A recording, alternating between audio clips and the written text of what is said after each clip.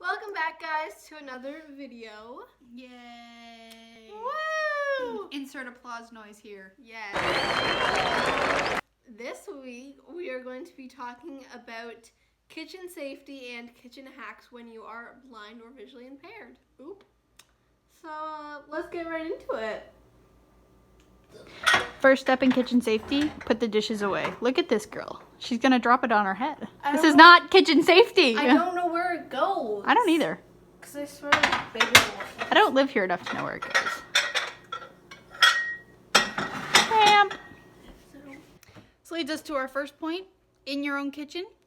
And if you are blind, definitely knowing where everything goes really helps.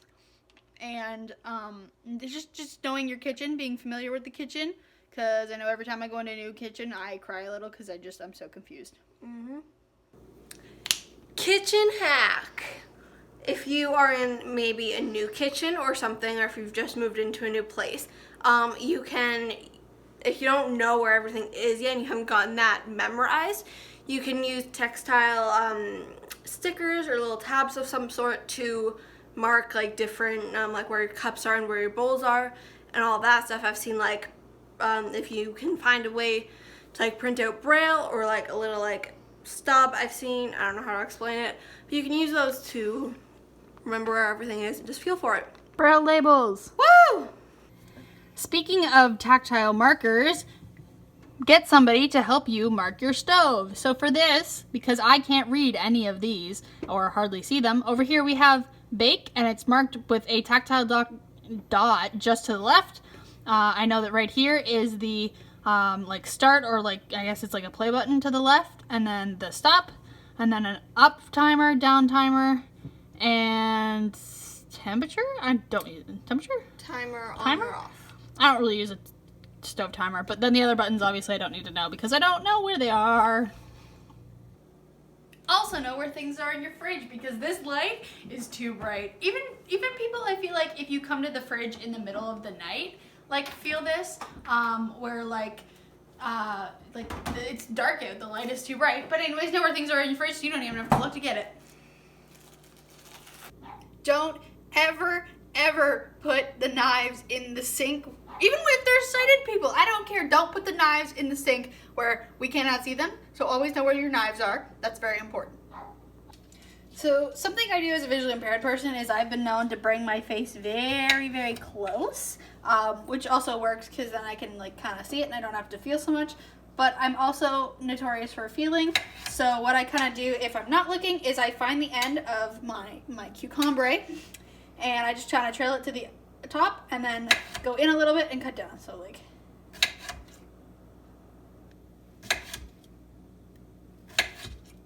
until I think that I'm getting close to my fingers, and I'm sorry, but I'm not 100% blind, so when I do get close to my fingers, I do just bring my face close so that I don't chop my fingers off.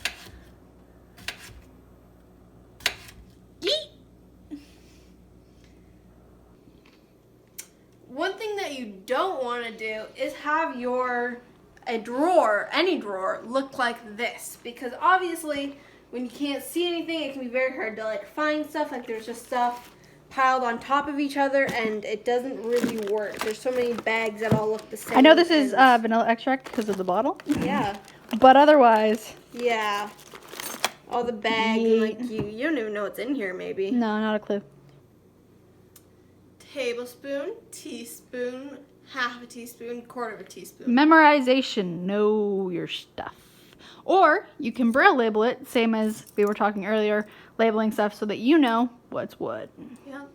Now, if you are actually measuring something, if it's like a cup, you can always like scoop it out. And then what I often do is I use my finger to just level it or see where kind of we at. But also making sure that you do it either over, like if you have like a bag of flour, do it over the bag of flour, not over your bowl if you're putting it into something. And then same with the table spoons, the small metal spoons.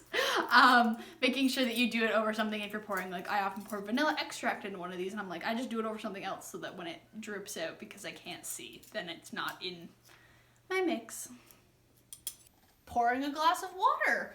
How do I know when it's almost at the top? Well, I know some people who have liquid level indicators, which are really good for like If you have a hot drink like coffee or tea and you don't want to do what I'm about to do, but take your finger, stick it over the edge, find the tap. Yep. And you got a glass of water.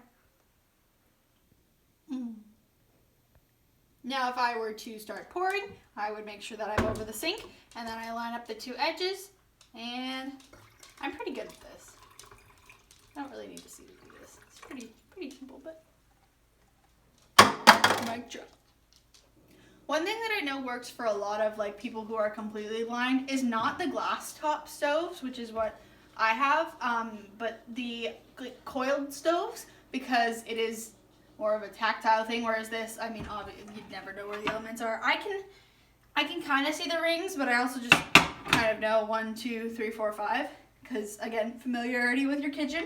But things that are important are making sure that your handles are not obviously out in the middle of nowhere, and because if you keep a hand on the handle, then it's very easy to know where your pan is without physically touching it, because once you touch it, obviously it's hot and that will hurt. So making sure that, usually I know a lot of people who just like keep their hand on it, and could be using your utensils as a way of trilling the outside of your pan and the things in your pan. Now we've just done this on a new stove. Our actual old stove used to the buttons used to be bumped already, so we didn't have to make it as accessible already, but now with everything kind of becoming flat and more technological. But when actually turning on the stove, so on the dial, there is a tactile indent that came with the stove. That we didn't just like chip a piece out of our stove, but that's the like where it's kind of pointing to. And then around the outside we have, for this one, because it's a dual element, it has a low on this side, and if I trail around the outside of the dial, there is an O shape kind of, or like a donut, an open circle, and that means that it's the double element. And then down here at the bottom we have an H, which is for high, so I know it goes low here, high here, and it's only half of the rotation because it is for a dual element. And then on this side there's a low with a singular dot, and that's to symbolize like the inside of the element, and therefore a 1, and then high at the bottom, and then this one because it's single element, low all the way around to high. And that is your blind kitchen safety for blind people. Wow. Yay! Thank you guys so much for watching today's video on the blind kitchen hacks things, because I know a few people have asked me about it before, so that's why we did it. Thank you so much for watching, and we will see you next week. Bye!